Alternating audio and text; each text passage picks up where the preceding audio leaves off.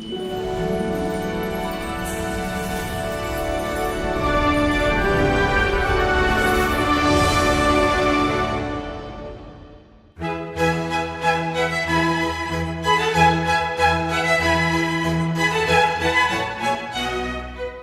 good morning everyone and welcome to this week's farming programme. Though I have to say at the beginning, this week's programme is not directly related to farming, but it is an activity that takes place mainly in the countryside.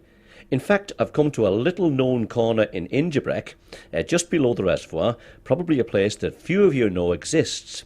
But in there I found Tom Williamson and George Crellin looking after their beehives. Here Tom runs a queen-raising colony, and I talked to Tom and went with him when he opened one of his first hives, and he explains how he rears queens for his own use and for the use of other beekeepers on the island. Well, we've come to the second hive in the row, and Tom has just taken the top off, and underneath is, I think, one piece of paper. A small piece of paper which says May the 3rd, and that was the last time I looked at them. Right. In that time, brood in both chambers, 7 to 8 frames of brood in each. Right. In other words, very, very strong colonies. Yes, yes. You must have very strong colonies. Mm-hmm. Yeah. And so you've got that note now for reference? That's right. Well, the thing is, before we leave today, I'll put something down so that it reminds us. Right. Now, this is what we call a queen catcher. Right, well, it's a little plastic tube. Tube with a hole at both ends. Yeah. The hole at the bottom end is where the tube is a bit wider, and that fits straight over the top of the queen bee. Right. And then she walks up inside, and then you've got her. Yeah. And then you can put her into the genderset. Yeah. Right. All right. Well. I'm sure anybody walking along the Baldwin Road, if they could see us in here, would think we've been invaded from another planet. We're all in here dressed up in suits, and as Tom opens this hive, I'm jolly glad I am, because they're quite busy. Right up, right. We're going to. They can't get through you to the to the entrance. We're taking the supers off.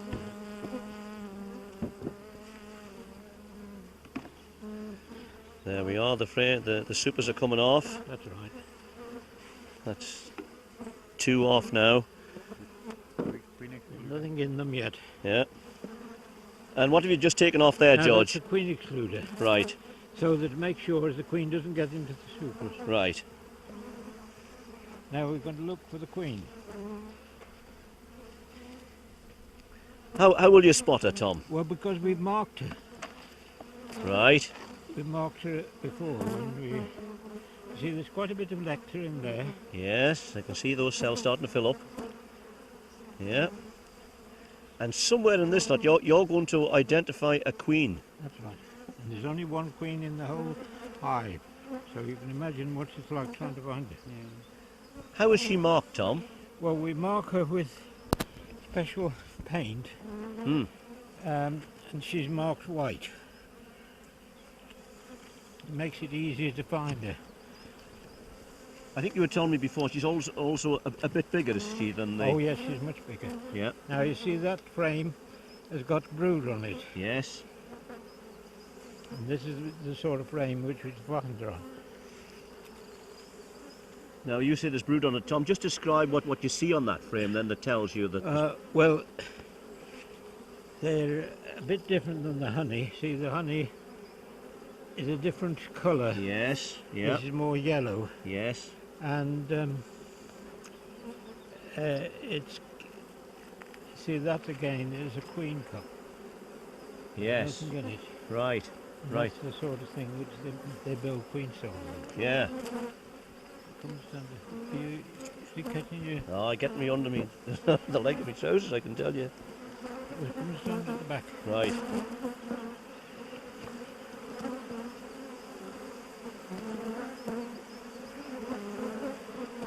They're really getting going now, Tom. Yeah. Are they really objecting to us being here at all? Is that what this is all about? The thing is that they object to being interfered with. Aye. Have you got the smoker? There we are.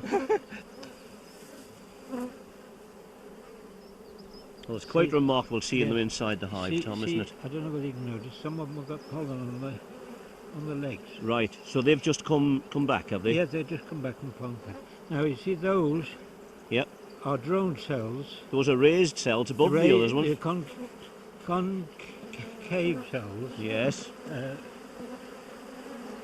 That's right. Just put a little bit of smoke on it. What's the smoke do, Tom? Well, it quietens them. It's like a whip. Is it that? Is it really? Is it because they don't like it? Yeah, that's right. Right. I mean, you don't have to put too much smoke, but... I guess I'm glad I've got this veil and suit on. Yeah. Once upon a time, we used to go in beehives at school with no veils and no suits. Oh, well, the thing about it is, for one reason, probably they were looked at more often than what we can look at. Right. And also, bees in the olden days were the natural bee of the district. The native bee. The native bee. Yes. And the thing about it is, as you cross bees which are not related, right, then you get the hybrid vigour coming out. Yes. And the hybrid vigour comes out in the form of bees in nastiness. Aye, aye. And that's the reason why. There she is. Oh. Get your tube. There we go. The yellow one she is. Oh, I see. Yellow toe. Go on, catch her. That's it. Oh, George has just got a finger over the catcher. You've got it, George. Over both ends. Well. That's jolly good to catch her. So in this whole colony of bees, we've found one bee. It's unbelievable. The queen. Really, it really is. It's quite Yeah. remarkable. And I think probably it takes a lot of experience and... Well, Tom has got wonderful eyesight. Oh, what? Where's the gin? Yeah, she's a nice queen too. Right. Yeah. And she's yellow, and instead I thought she was white. In other words, she's 2 years old, and that's the sort of queen we ought to be breeding from, because she hasn't swarmed. Right. In other words, we...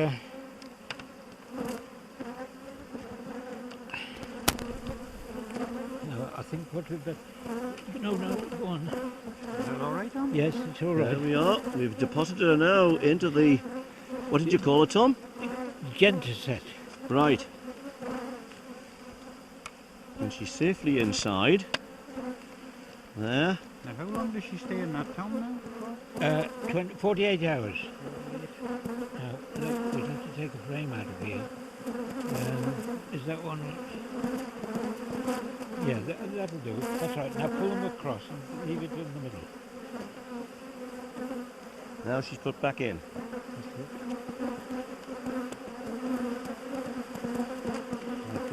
They really are getting going now, Tom.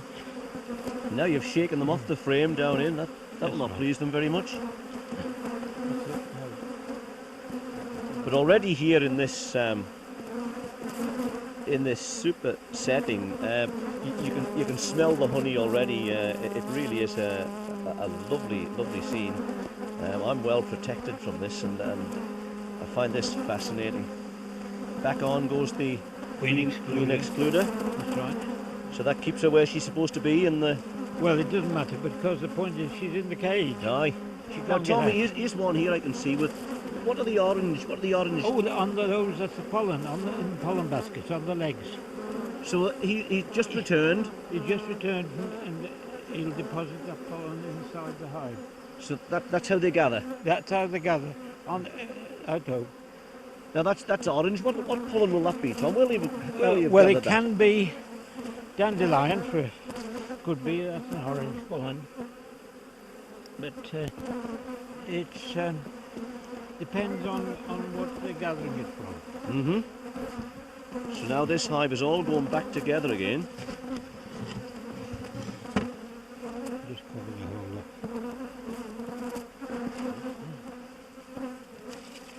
So you put the queen in the genter set, and she's in the middle frame of the hive, is it, George? Yes. And what will you do now, Tom? Well, the point you will leave her 48 hours and then check it to see whether she's laid. Right. And if she's laid, we'll take her out and then leave it another 2 days and then examine it again. Right. When the larvae have developed. Right. Right. And then there'll be... And from that larvae, then you'll rear... We rear queens. Queens. That's right.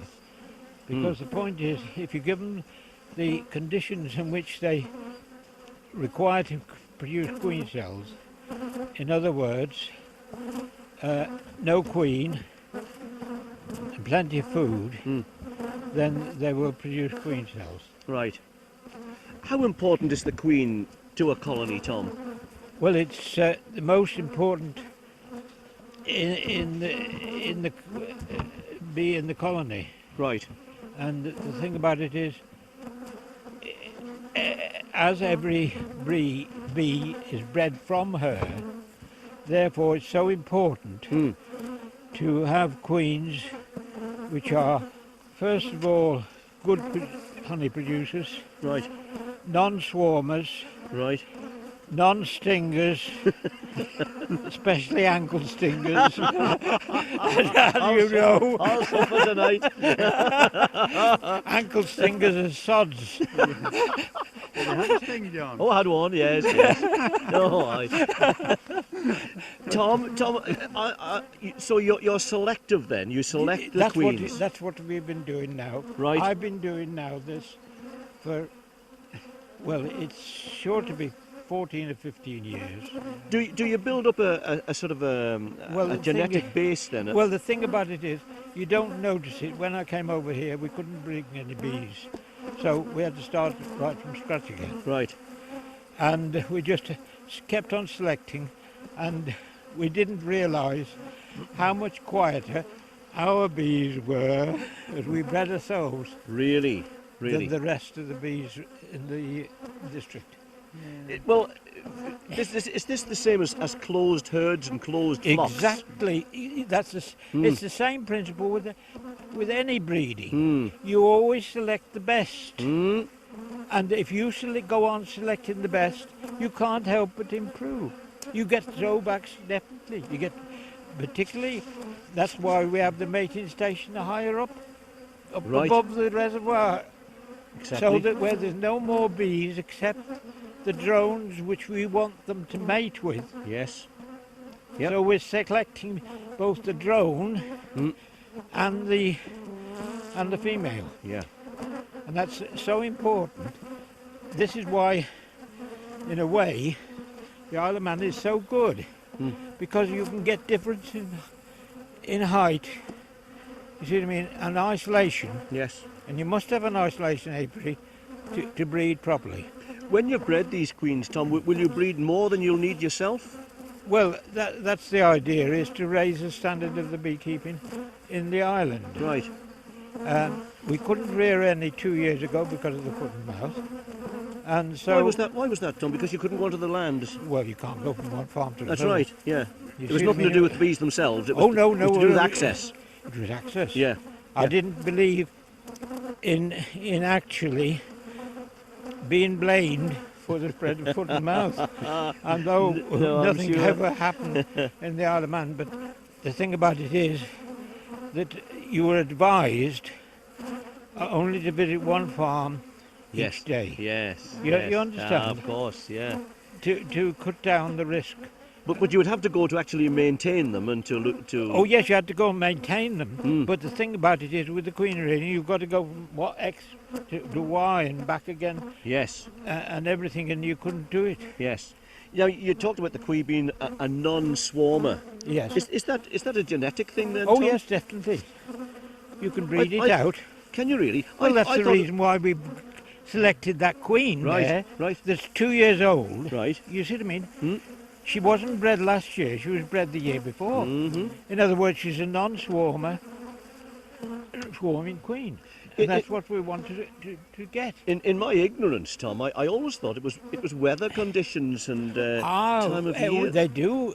Weather conditions do alter the swarming, and again, you can alter it by giving them plenty of room in the brood box. In other words, that's why I always carry my colonies on a brood and a half, to make sure that they've got sufficient room and they've no excuse to swarm. If mine swarm, I'm very annoyed. And yourself? Well, yes, because I feel it's my... Why do they swarm? Why do they decide to up and off some morning? Well, the thing is, because it's the natural way they propagate from one site to another. Right. And do you still get, in spite of all your good husbandry, do you still get swarming? Oh yeah, you can get swarming, because the point is, like as I said before, you get throwbacks. Aye. You see what I mean? In any breeding. Yeah. You can't, and we can't be absolutely sure that our drones, or even above the reservoir, that we're using to fertilise our queens. But isn't it remarkable how they do swarm, Tom? How do they decide? Who decides that? Well, the thing about it is that it's a balance in the pheromones, which are like hormones in humans. Yes. But they work in the colony, and it's the workers produce a pheromone and the queen produces a pheromone. And it depends on that balance, which is the strongest. If the queen isn't functioning right, then immediately the workers' pheromone takes over and they produce queen cells. Right. And then they'll swarm. Well.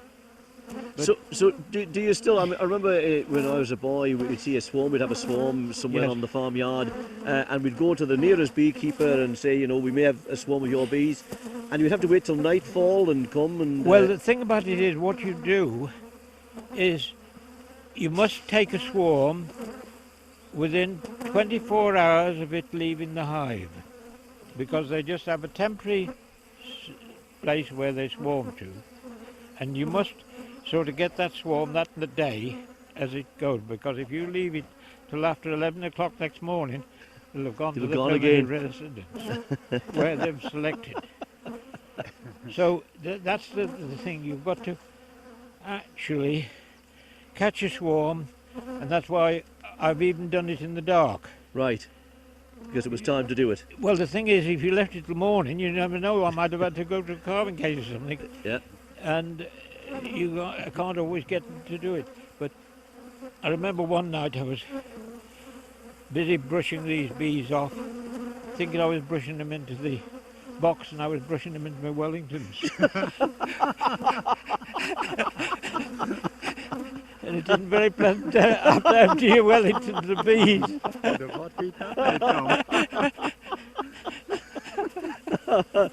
George, you've been standing here and you've been helping. I think you actually spotted the queen down in that frame.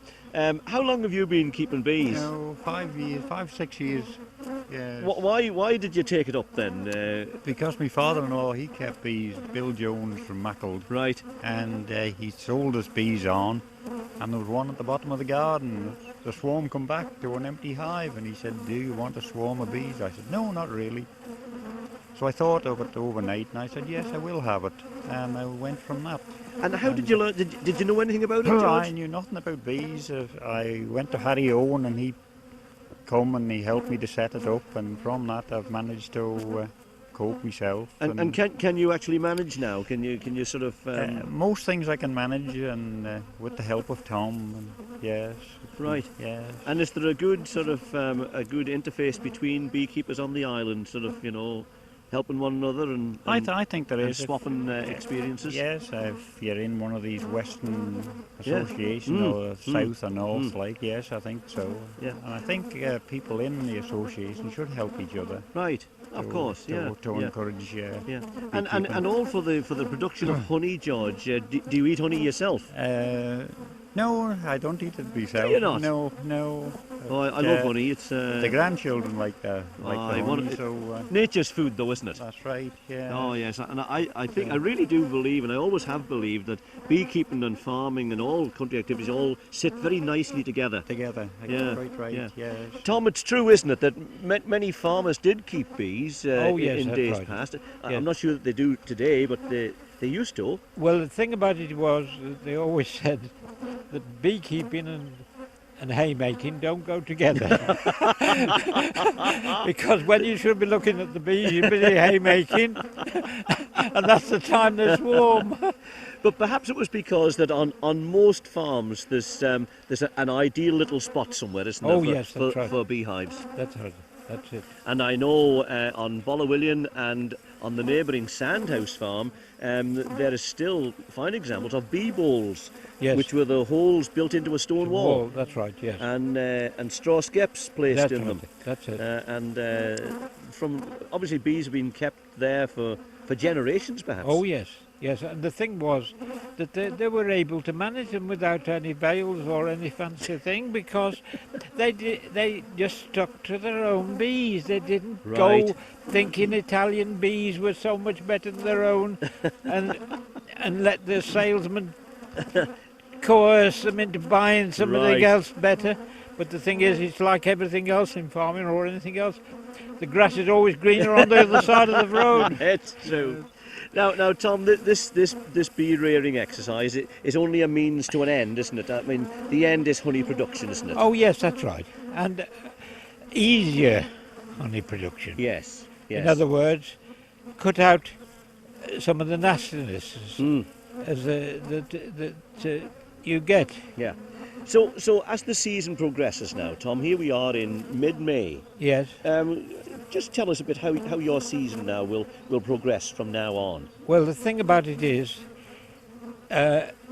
you only get, well, across, they say about the June gap, but it isn't a June gap in the Isle of Man. It's one of the best times of the year Really? for getting honey. Right. Is that Because- because of the vegetation here? Well, no, it's because there's no oilseed rape. Oh, right. You see what I mean? Right. The across, they fill up all the hives with honey in the last week in April and in May From oilseed rape. from oilseed rape. Yes. And they get a good start. And the thing about the oilseed rape is that you've got to extract it before it gets too solid. Right. In other words, you must extract it, otherwise you have to melt it all down. But But that doesn't happen in the island. there was no oilseed rape in the island. Now, we've heard it said, farmers have been criticised in the past for using insecticides carelessly and all that. That seems to have disappeared a bit, Tom. Well, are we more aware now of I the think dangers? the thing is that spraying has become much more sort of controlled. Right, right. You understand? Yes, that, yes. That people are aware of the risks. If yes. you remember rightly, people were dying on the side of the road Yeah. after spraying a field. Yes, yes, yes. It was so serious. Yes. So we seem to have eliminated or at least reduced that risk. Well, yes, and again, I have a feeling that you don't see any aerial spraying now, No, no. which was very prevalent. Yes. And yes. I don't know whether you've been anywhere near a field where they're spraying by area. No. Well, the thing is, half the blinking spray doesn't go anywhere near the crop. It goes on everybody else that's in the Got to be district. true, hasn't it? And it's people have got more sort of social minded. Yes, yes. You can't do what you want to do. You've got to do it according to the book now. Yeah. And the other thing, Tom, with the onset of silage making as opposed to hay making, it was said that a lot of the clover wasn't Quite. available. That's the right, white yes. puscally particularly. Oh yes. Is that still the case? Oh, that's still the case, because the point is you don't like the ryegrasses to go to seed, and therefore it's cut much earlier. Yes. So the clover hasn't while flowered. it's got plenty of leaf. Now, you talked earlier about honey from sycamore. I never cease to be amazed at the things that bees do actually gather from. It's quite remarkable, isn't it, how many situations they'll actually gather from. Oh yes, and they'll actually gather propolis from any tree, you see. Yes. Propolis, which is one of the main things they gather to block up all the holes and every mortal thing in the hive. And the quality and the texture of the honey, does that vary, Tom? Oh, it varies according from to where they gather? what plant they're off. You see, you can get clover honey, which is completely different than orchid rape honey. Have you got a favourite one, Tom, yourself, that Well, you like to the see one them gather which from? I like, well, I don't know about gather from, but the honey which I think is the German forest honey. It's wonderful. Really? And that's made, they take the excreta from the aphids Right, on the trees, right, the excreta, and the bees collect it, right. and it's a wonderful taste. That's I've no idea what you're saying, but I get the picture. That might be a very dark honey, is it? Yes, it's very dark. Strange, I got that impression. In Germany, it sells for twice the price of ordinary honey. Does it really? Yes, because they can't always get the conditions Right, right for it. right, right. So it's a rare, a rare that's product. Right. Yes. And here, once upon a time, I remember when I was a boy, local beekeepers used to make an annual pilgrimage to the mountain. To the heather. To the heather. That's right, yes. That again is very difficult honey to manage, like the orchid rape, is that you can't extract it normally like you can normal honey.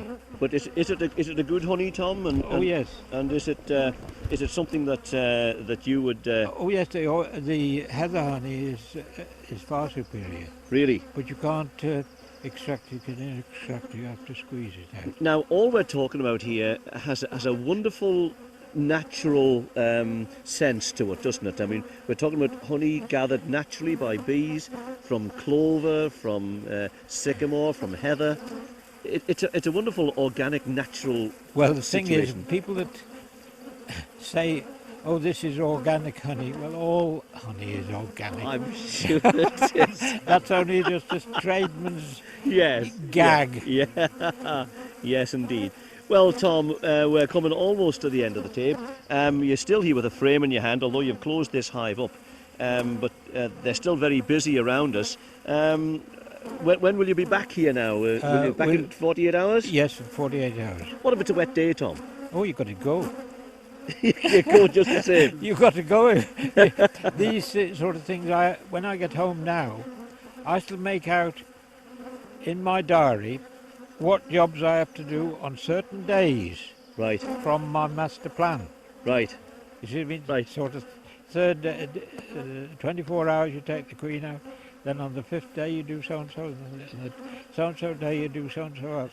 Because the point is, that is one of the reasons why we have the gender set, because we know exactly when we put that queen in, Exactly. how old those eggs are, how old everything is, and that's why, because things have got to be done. Otherwise, you'll have the queen coming out, Yeah. and she'll kill all the other queens that are there, and everything all goes to pot. Tom, it seems to me from what you're saying that in your hobby now, you're almost busier than you were when you were a vet. Well, This is a full-time job with you, isn't it? Yes, it is. But the thing was, when I was a vet, you see, during the summer, Dr. Green always took over. They didn't want the vet. They didn't want the vet when Dr. Green takes over. Soon as ever May Day comes and they turn him out to grass, your troubles disappear. And not until you start getting milk fevers in August. Right. You got to buckle back and get on with it. George, you're going back now. How often will you be busy in your hives? Is it a time-consuming job? Not really. It all depends the time of the year. Beginning of the year, more time. When will you start to take some honey off? Usually the end of or middle of September. Right. Yes. Yeah. And then it gets quite busy. It's quite busy. Yes. George Crellin and Tom Williamson, thank you very, very much for giving me this wonderful insight into your craft and your hobby, and something that I know sits very, very well in the countryside. I, as a farmer, welcome you. I know you've got hives on our place, and I love to see them there. And to when we sell some of your honey, Tom, this is produced on our own place, and I'm quite proud of that. Good. Tom, thank you very much indeed. Well, there we are, ladies and gentlemen, here at Ingebrek on this lovely, lovely afternoon, in this very natural hobby and in this lovely setting. It's really a feeling of well-being, and something that's part of country life. Long may it continue. Long may we have men like Tom Williamson and people like George Crellin who will produce honey for us and look after the bees the way they're doing. But that's all we have time for this week, and this is John Kennaugh signing off now until next week's programme.